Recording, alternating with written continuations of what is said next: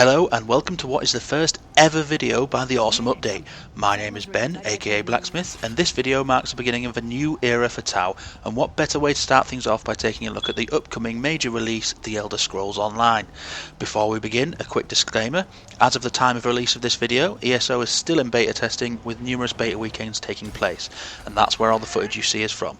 But given how close to the official game release of April 4th, 2014 we are, it's unlikely we'll see any major changes. The game, commonly referred to as ESO, is the first ever multiplayer installment in Bethesda Softworks' hugely popular franchise, though this one is created in association with ZeniMax Studios, and puts players in the middle of a whole host of major events taking place in the world of Tamriel. On the one hand, we've got Daedric shenanigans taking place, with the Daedric Prince of Domination and Enslavement, Molag Bal, intent on, dominating and enslaving the world.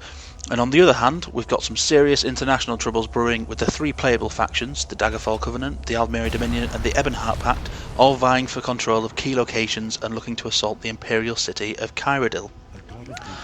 Each playable faction has three races associated with it. The Daggerfall Covenant consists of Bretons, Redguards and Orcs, and operates out of the Daggerfall region. The Aldmeri Dominion consists of High Elves, Wood Elves and Khajiit and make their home in Morrowind. And the Ebonheart Pact, who call the Argonians, Dark Elves and Nords members, live in Skyrim. A 10th playable race, the Imperials, is available to owners of the aptly named Imperial Edition and can be a member of any faction. It should also be noted that those who pre-order the game will be able to play any race in any faction, which should help to greatly alleviate any arguments you might have with friends over who to play.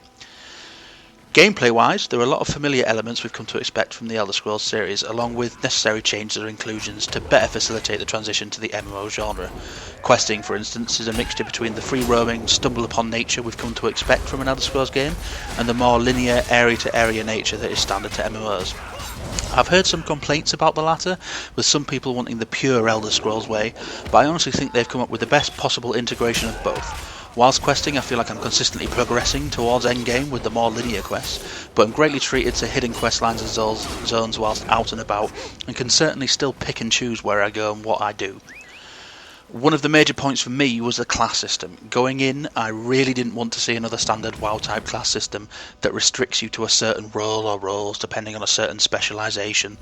Thankfully, there was never any intention of that. Whilst you choose a class upon creation, there are currently 4 choices: Dragon Knight, Sorcerer, Nightblade and Templar. This is truly only one aspect of your character. Each class has 3 skill trees that you can spend points in to unlock or improve iconic class abilities, but every character also has access to every single weapon and armour skill tree, as well as the option to spend points in guild trees like the Mage or Fighters Guild, which are unlocked early on and advanced through quest lines, racial passives, soul magic and crafting trees. And this allows you to refine your character and build him or her exactly how you want. If you want a Dragon Knight melee caster hybrid, go for it. Fancy making a sorcerer tank? Knock yourself out. A Nightblade healer? Why the hell not? Add in the fact that you can unlock a second weapon loadout that allows you to seamlessly switch between weapons, action bars and thus roles during combat, and you've got a truly wonderful character building experience. None of this is to say that the game is without any issues, of course. In typical Bethesda fashion, there are numerous random little bugs that range from bizarre but otherwise ineffective to soul-crushingly frustrating, but the developers seem to be hard at work fixing them, and none of them put me off the game. Another annoyance is a side effect of the single server system they're using. For those that don't know, ESA will be run on a single mega server rather than several independent servers, meaning that every player in the game can interact with every other player, and the server handles zones through phasing. The latter is where the issue comes in. When grouping with friends, we often found an annoying bug wherein one or more of us would be in separate phases, despite being on the exact same quests and progress, meaning we couldn't actually physically interact. There was a workaround where you could teleport to player, which would dump you at the nearest way shrine to your friend and into their phase, but it was a little cumbersome and is something that I sincerely hope they do take a look at. So I've gone through a few of the major parts of ESO, but I can hear you saying, yeah, but is it any good? The answer is a resounding yes. I'm one of those that has been calling for an MMO version of Elder Scrolls since Morrowind, and I went into the game with high expectations, especially after the mind-blowing cinematic trailers, and nearly all of them were vindicated. This is the first MMO I've truly thought I could intensely play for more than a couple of months without getting burnt out or bored, since the days of WoW's Wrath of the Lich King expansion. The game achieves the perfect balance between MMO and Elder Scrolls, and I can see it being very successful. I know it's not even released yet and I've barely scratched the surface in terms of what there is on offer, but for now I'm going to give it a final beta score of 8 out of 10. This game is awesome. Until next time, this has been Ben, aka Blacksmith, writing for The Awesome Update. Please don't forget to check out our full website at theawesomeupdate.co.uk, as well as finding us on Facebook and Twitter by searching for The Awesome Update.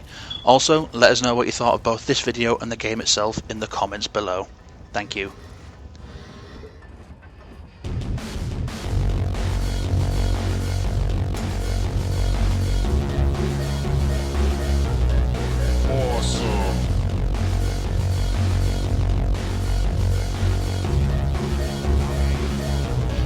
Awesome.